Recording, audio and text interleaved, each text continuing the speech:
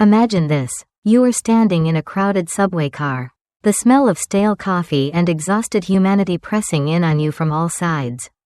You are wearing a suit that feels like a straitjacket, clutching a briefcase that contains nothing of import, and heading to a glass tower where you will trade the best hours of your day, the best years of your youth, for a paycheck that barely covers the cost of your existence. This is the archetype of the deferrer, the man or woman who has accepted the deferred life plan. They believe that if they suffer enough now, if they grind enough now, if they save enough now, they will eventually reach the promised land of retirement, a magical state of being at age 65 where life finally begins. But in the shadows of this gray reality, a new tribe has emerged. They are the new rich. They do not wait for the end. They do not save it all for the gold watch. They have discovered a secret door in the wall of the corporate dungeon. A way to hack the currency of life itself. The story of the 4-Hour Workweek is not a manual on how to do more work in less time. It is a manifesto on how to escape the matrix of the modern workforce entirely. It begins with a shattering realization: the old rules of the game were written for a different century. And following them is a guarantee of a life lived in monochrome. The narrative introduces us to the protagonist, a stand-in for Tim Ferriss himself, who hits rock bottom amidst the roar of his own success. He is an entrepreneur, yes, but he is also a slave. He works 14-hour days, fueled by caffeine and adrenaline, believing that busy is synonymous with productive and that stress is a badge of honor. He is making money, but he is bankrupt in time. The epiphany strikes him not in a boardroom, but in a moment of utter physical and emotional collapse. He realizes that absolute income, the total number on a paycheck, is a lie. A man earning $100 a year who works 80 hours a week is actually poorer than a man earning $50 who works 10 hours a week. This is the concept of relative income. The new rich measure wealth not in dollars, but in the multiplier of dollars plus time plus mobility. The goal is not to have $1 million in the bank. The goal is to live the lifestyle that a millionaire is supposed to have: freedom, travel, experiences, without actually needing the $1 million. This realization triggers the first phase of the transformation. D is for definition. The seeker must redefine what success looks like. The deferrer defines success as he who has the most toys when he dies wins. The new rich defines success as he who has the most freedom while he is alive wins. The narrative takes us into the psychological trenches of fear setting. The protagonist, terrified of leaving his business to travel the world, sits down not to list his goals, but to list his nightmares. He asks the question, what is the absolute worst that could happen if I did what I wanted to do? He writes it down. He imagines the bankruptcy, the ridicule, the loss of status, and in staring these demons in the face, he realizes they are paper tigers. The worst-case scenario is usually survivable, temporary, and reversible. The analysis of this stage reveals a profound psychological truth. We often suffer more in imagination than in reality. By defining the fear, we strip it of its power. The seeker learns that uncertainty is not the enemy is boredom and mediocrity. To step into the world of the new rich, one must be willing to trade the comfort of the known hell for the exhilaration of the unknown heaven. Armed with a new definition of wealth, the protagonist moves to the second phase. E is for elimination. He enters his office, a place that has become a temple of inefficiency, and looks at it with fresh eyes. He realizes that time management is a trap. It is a way to process more information and handle more tasks. But it does not question whether those tasks are worth doing in the first place. He adopts a new mantra: doing something unimportant well does not make it important. He wields the scalpel of the Pareto principle, the 80-20th rule. He looks at his customers and realizes that 80% of his headaches come from 20% of his clients, the ones who pay the least and complain the most. With a heart pounding with adrenaline, he fires them. He politely but firmly tells them he can no longer serve them. The silence that follows is not the silence of ruin, but the silence of peace. He then looks at his revenue and realizes that 80% of his money comes from 20% of his clients. He doubles down on serving them. The narrative intensifies as he confronts the information torrent. He realizes he is addicted to the noise, the emails, the news, the instant messages. He implements a low-information diet.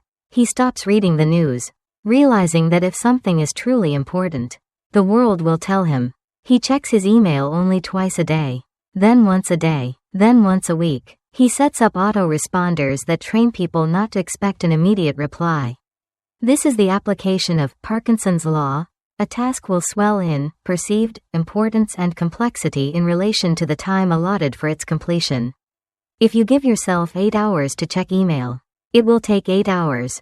If you give yourself 30 minutes, you will finish it in 30 minutes. The protagonist becomes a ghost in his own machine, disappearing from the daily grind. Yet his productivity soars. He is no longer busy, he is effective. The analysis of the elimination phase reveals the cult of busyness. Society rewards us for looking busy. We carry our exhaustion like a trophy. The new rich reject this trophy. They understand that being busy is often a form of laziness, lazy thinking and indiscriminate action. It is easier to answer 1,000 emails than to sit in silence and decide what actually matters. The elimination phase is a detox for the soul. It clears the mental clutter, creating a vacuum that can then be filled with life. The protagonist finds himself with hours of free time, a sensation that initially causes panic. This is the withdrawal symptom of the workaholic. But as the panic subsides, it is replaced by a sense of possibility.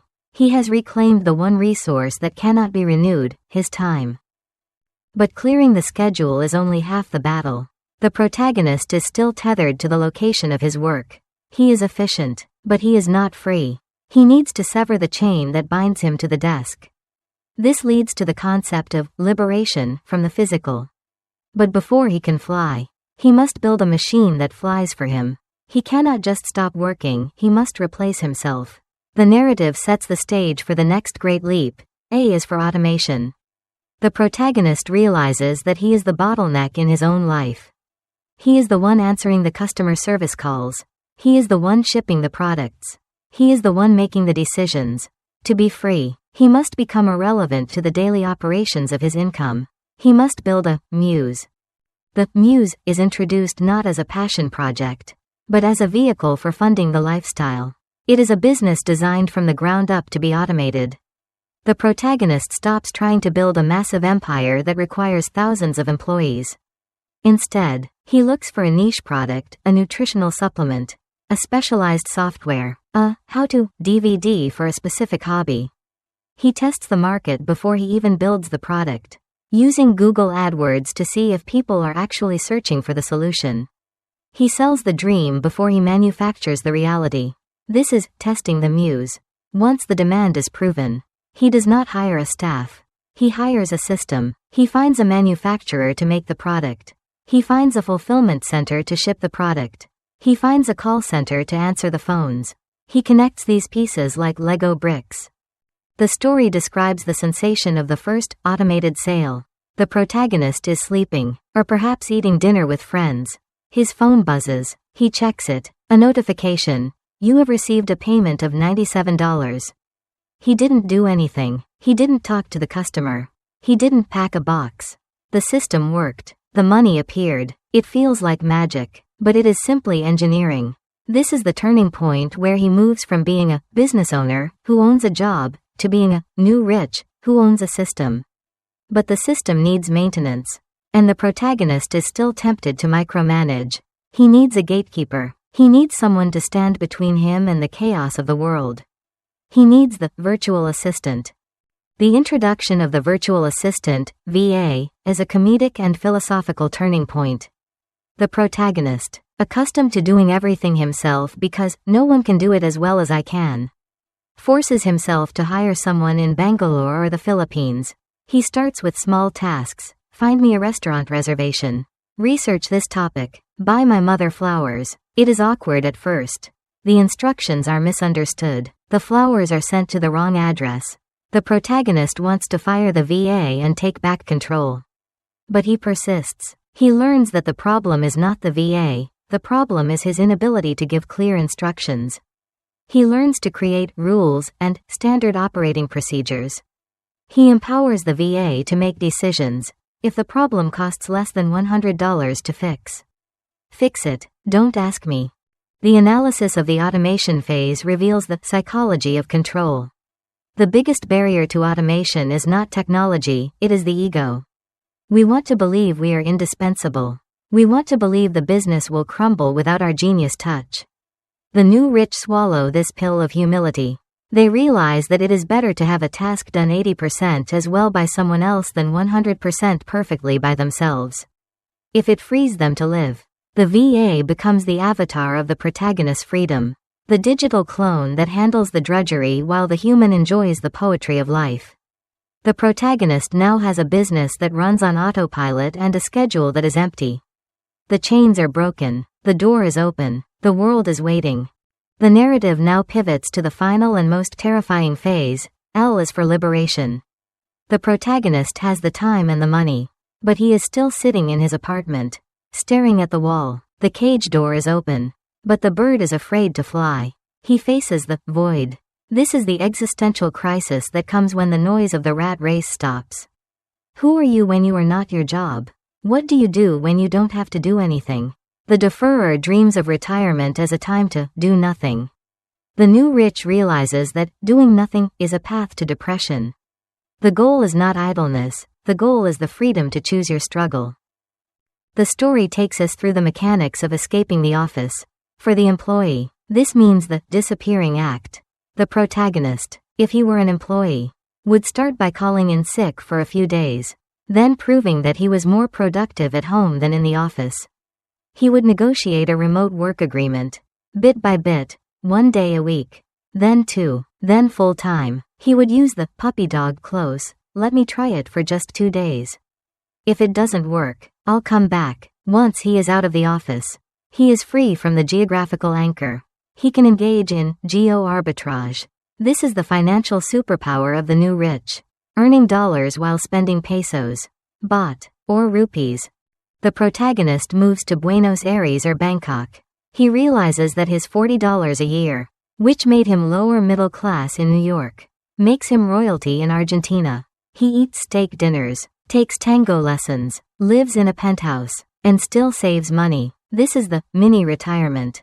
Instead of a 2-week vacation where he rushes around trying to see everything before returning to the grind, he relocates for 1 month, 3 months, 6 months. He immerses himself in the culture.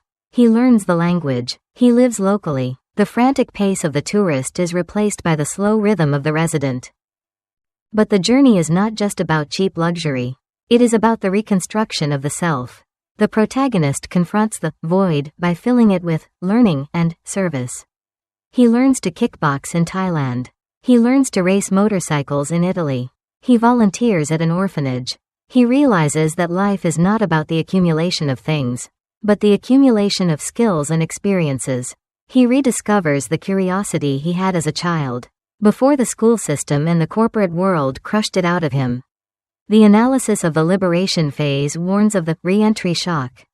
When the protagonist returns home, or when he meets his old friends, he feels a disconnection. They are talking about traffic and office politics. He is thinking about the sunset over the Andes.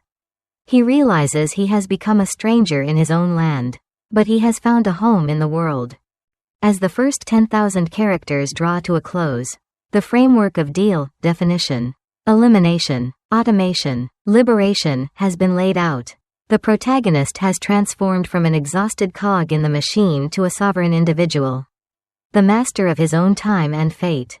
But the devil is in the details. How exactly does one build a muse? How does one handle the loneliness of the digital nomad lifestyle? How does one navigate the complex emotions of leaving the normal path behind? The story is far from over. The philosophy has been established, but the tactical warfare of the lifestyle design is just beginning. The protagonist stands on the balcony of a villa in a foreign land, looking out at a horizon that is no longer limited by the walls of a cubicle, ready to dive deeper into the mechanics of this new existence. Most fail not because of a lack of effort, but because of a surplus of assumptions.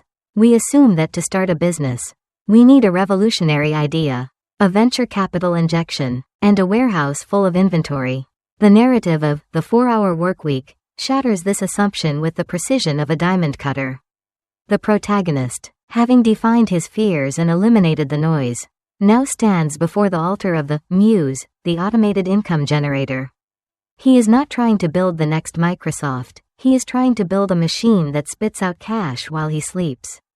He realizes that competition is for losers. Instead of fighting in the crowded arena of general commerce, he seeks the blue ocean of the hyper niche. He ignores the mass market and focuses on the prosumer, the obsessed hobbyist who buys expensive gear. He imagines a product, high-end, French sailor-inspired yoga mats. It sounds ridiculous. It sounds too small, but in the world of the new rich, small is the new big. The narrative details the testing phase with the tension of a heist movie. The protagonist does not order 5,000 yoga mats. He does not rent a warehouse. He commits the ultimate act of business heresy. He sells a product that does not exist. He builds a simple, one-page website. He writes compelling copy that promises the benefits of the mat. He finds a stock photo. And then, he adds a buy now button. But here is the twist. When the customer clicks buy, they are not charged. They see a page that says, "Sorry, we are currently out of stock. Please leave your email to be notified." The protagonist runs $50 worth of Google AdWords to drive traffic to this phantom store.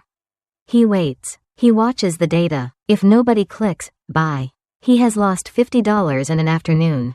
But if 50 people click buy, he has struck gold. He has validated the demand before spending a dime on supply. The analysis of this stage reveals the power of micro-testing. The new rich do not guess, they know. They use the internet as a laboratory to prove the concept, eliminating the financial risk that paralyzes most would-be entrepreneurs.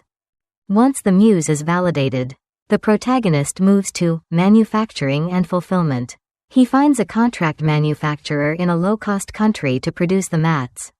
He does not have them shipped to his garage. He refuses to touch the product. He ships them directly to a fulfillment center in the Midwest. This center is the invisible engine of his freedom. When an order comes in from the website, an email is automatically sent to the center. A worker there picks the mat, packs it, slaps a label on it, and ships it. The protagonist is nowhere near the box. He could be hiking in the Andes or sleeping in Tokyo. The system is hands-off. But the system has a flaw. Customers have questions. Where is my order? Do you have blue? My mat is torn. The protagonist's email starts to fill up. He is becoming a slave to his own success. He realizes he has automated the asterisk hands, but not the asterisk mouth. This leads to the rules of automation. The protagonist hires a remote customer service team. But he doesn't just hire them, he programs them. He realizes that 80% of questions are the same. He writes a detailed FAQ. He creates email templates. But the most sensational move is the empowerment rule. He tells his support staff, if the customer has a problem that can be fixed for less than $100, just fix it. Do not ask me for permission. Send a replacement. Refund the money. I trust you. This terrifies him. He fears they will give away the store. But the opposite happens. The staff feels trusted. The customers get instant resolutions. The emails to the protagonist stop. He checks his inbox, silence. He checks his bank account, growth. He has achieved management by absence, MBA. He is no longer the CEO, he is the architect. The narrative then pivots back to the employee. What if you can't start a Muse? What if you love your job but hate the office? The protagonist acts out the Great Escape script. He does not march into his boss's office and demand to work from home. That is suicide. Instead, he plays the long game. He calls in sick on a Tuesday and Wednesday. During those 2 days, he works from home with a manic intensity. He sends emails at 7 a.m. He finishes projects ahead of schedule. He is a productivity machine. When he returns on Thursday, he shows his boss the results. Look how much I got done without the distractions of the office. He says, he proposes a trial. Let me work from home just 1 day a week. If my output drops, I'll come back immediately. The boss, seeing the data, agrees. The protagonist performs. Then he negotiates for 2 days. Then 3. Eventually, he is remote. He has severed the physical tether. He is free to roam. Now, the protagonist stands at the airport. A one-way ticket in his hand. He is leaving the deferrers behind. He lands in Buenos Aires. The first few weeks are a blur of hedonism. He eats the steaks. He dances until dawn. He sleeps until noon. He is living the dream. But then, the narrative takes a dark, psychological turn. The adrenaline fades. The novelty wears off. He wakes up one morning in a beautiful apartment, with money in the bank and no alarm clock. And he feels a crushing weight in his chest. He is bored. He is lonely. He has stared into the void, and the void is staring back. This is the crisis that no travel brochure mentions. When you remove the external structure of the 9 to 5, you must build an internal structure, or you will collapse. The new rich depression is real. It comes from the loss of social utility. He feels useless. The analysis of this void reveals the difference between escapism and life design. Escapism is running away from something, a bad job. Life design is running towards something. The protagonist realizes he cannot just consume, he must create. He cannot just observe, he must participate. He discovers the concept of eustress, good stress. The stress of the deadline was bad. The stress of learning a difficult language or mastering a martial art is good. It stimulates growth. He enrolls in a Spanish immersion school. He joins a local tango club. He sets a goal. I will win a local tango competition in 3 months. Suddenly, his days have structure again. But this time, it is a structure he chose.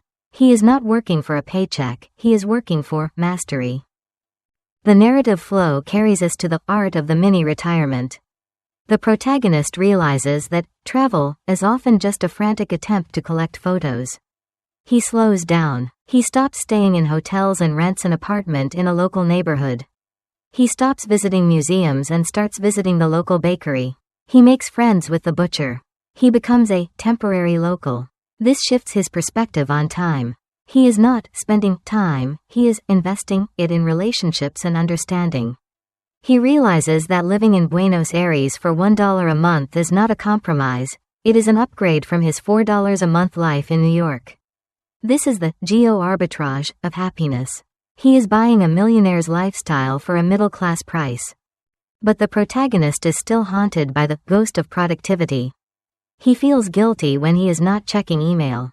He feels anxiety when he is disconnected. He implements the information detox with a new rigor. He realizes that ignorance is bliss is not just a saying, it is a survival strategy. He stops reading the news about the stock market crash in New York. Does it change his life in Argentina? No. He realizes that most news is designed to make him anxious, so he will buy things. By cutting the cord, he reclaims his mental bandwidth. He uses this bandwidth to read books, to write, to think. He discovers that his best business ideas come not when he is staring at a spreadsheet, but when he is walking through a park in Mendoza. The muse grows because he ignores it, not in spite of it. The story intensifies as the protagonist faces the social mirror. His friends back home are angry. They are jealous. They call him irresponsible. They say he is ruining his career. The protagonist has to make a choice. Does he live for the approval of the deferrers? Or does he live for himself? He realizes that average is just the best of the worst. He embraces being a nonconformist. He learns the power of saying no. He says no to meetings. He says no to weddings he doesn't want to attend. He says no to obligations. Each no is a brick in the wall of his freedom. He realizes that the people who mind don't matter. And the people who matter don't mind. The narrative brings us to the concept of service. The protagonist has mastered his body, tango, kickboxing. He has mastered his wallet, the muse. And he has mastered his time, automation. But something is still missing. He feels a need to give back. But he rejects the deferrer's charity, writing a check at the end of the year to assuage guilt. He wants hands-on benevolence. He uses his free time to volunteer at a local school. He uses his business skills to help a local charity fundraise. He realizes that service is the rent we pay for living on this planet. And unlike the deferrer who says, I'll volunteer when I retire, the protagonist volunteers now, while he has the energy and the time. The act of giving connects him to the humanity he had isolated himself from. It fills the void with meaning. As the second part concludes, the protagonist has completed the cycle. He has defined his life, eliminated the noise, automated his income, and liberated his location. He is a citizen of the world.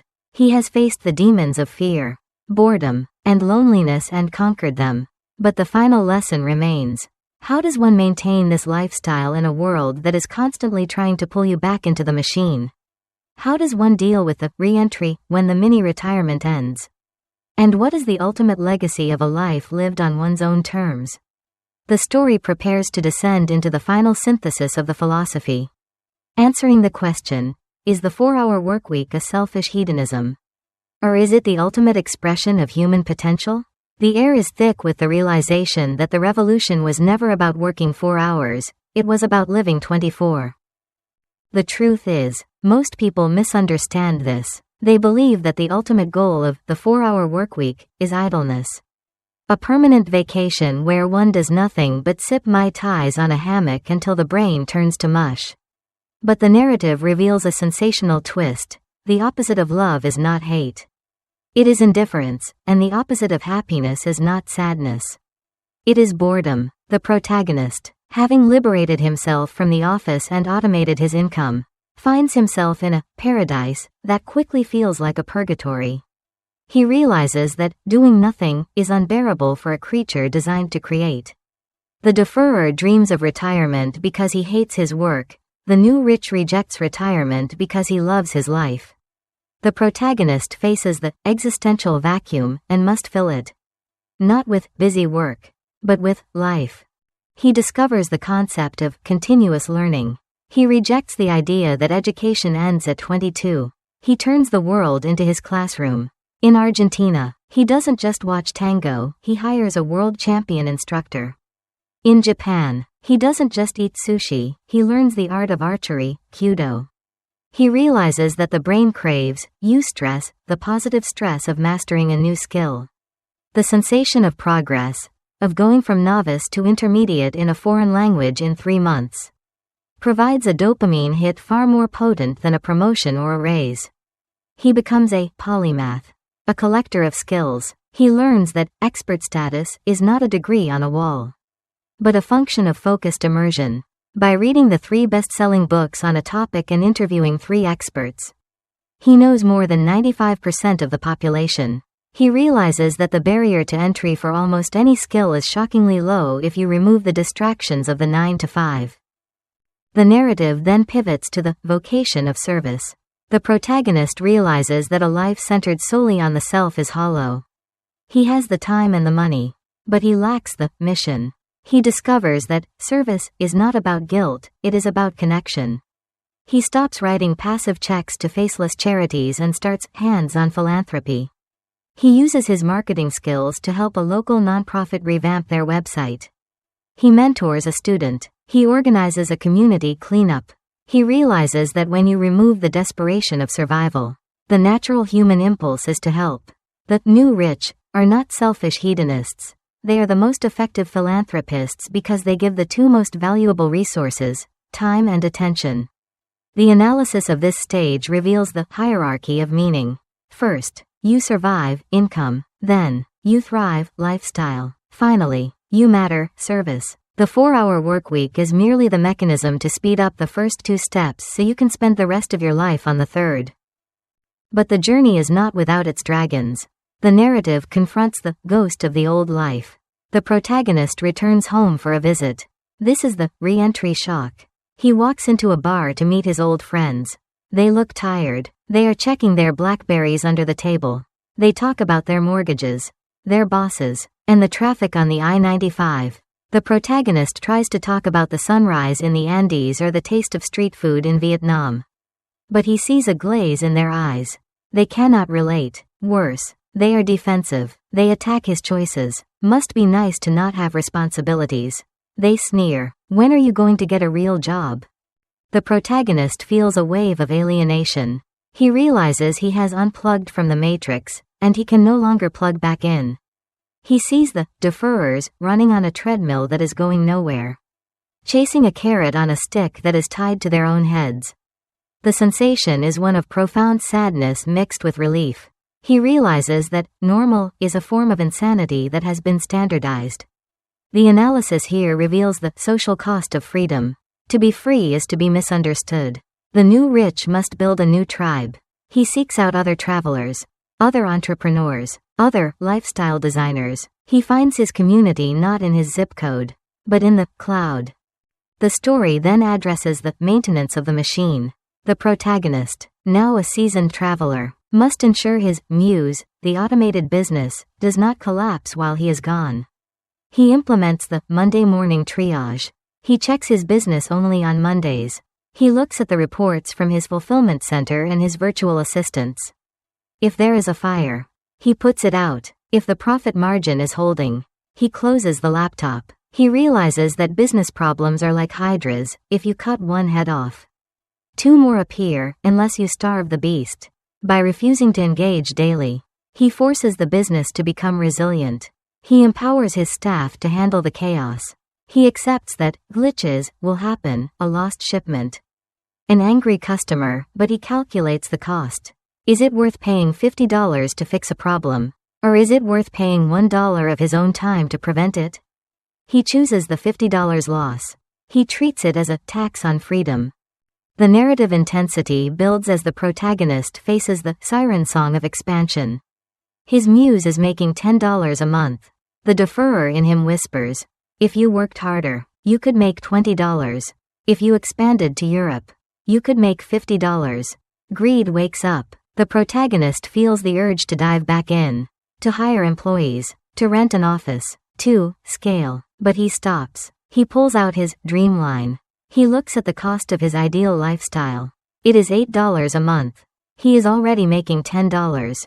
Why does he need more? He realizes that growth for the sake of growth is the ideology of the cancer cell. The new rich seek sufficiency. Once the target is hit, any extra effort yields diminishing returns on happiness. He chooses to keep the business small, simple, and automated, rather than large, complex, and demanding. He chooses time over more money. The story moves to the final philosophical integration, the option of the quit. The protagonist realizes that the ultimate power of the 4-hour workweek is not that he has to travel forever, but that he can. He might decide to go back to a 9-to-5 job because he finds a project he is passionate about. But he goes back as a volunteer, not a conscript. He can quit at any moment. He has FU money streaming into his bank account every month. This changes the dynamic of work entirely. He speaks his mind. He takes risks. He works with joy because he is not working out of fear. The sensation of walking away power is the true gold standard. The 4-hour workweek is a toolkit for becoming anti-fragile. The narrative concludes with the protagonist sitting in a cafe, perhaps in Paris or Prague, watching the world go by. He is not a billionaire. He is not famous, but he is the master of his own fate. He opens his notebook and writes down the 13 new rich commandments. 1. Relative income is king. Time and mobility multiply the value of money. 2. Distress is bad. Eustress is good. Seek challenges that grow you. Avoid stress that grinds you. 3. Eliminate before you automate. Never automate something that can be eliminated. 4. Never check email in the morning. It scrambles your priorities.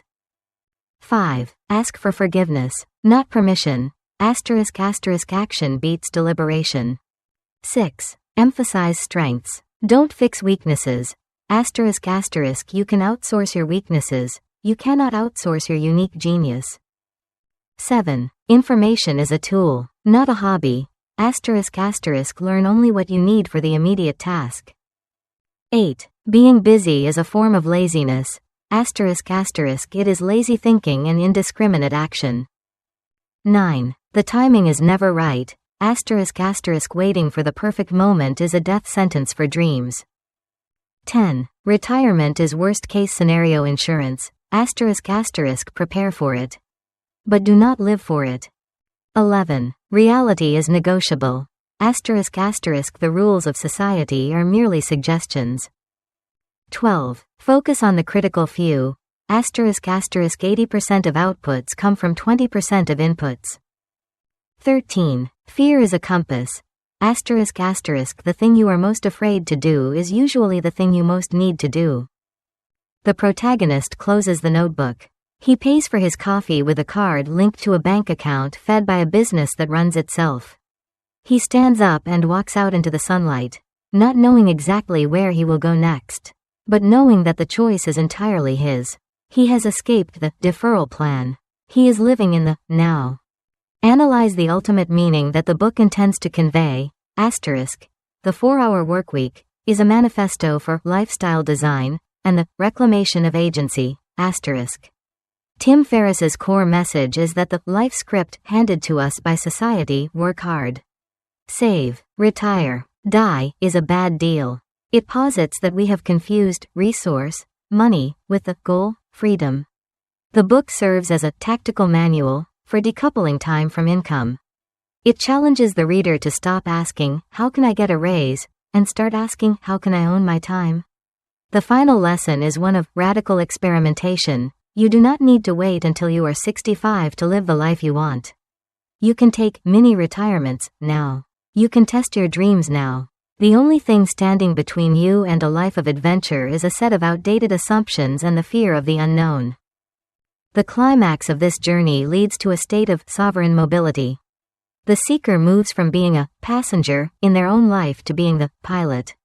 They realize that the world is malleable, that rules are breakable, and that the greatest risk is not failure, but the regret of a life unlived.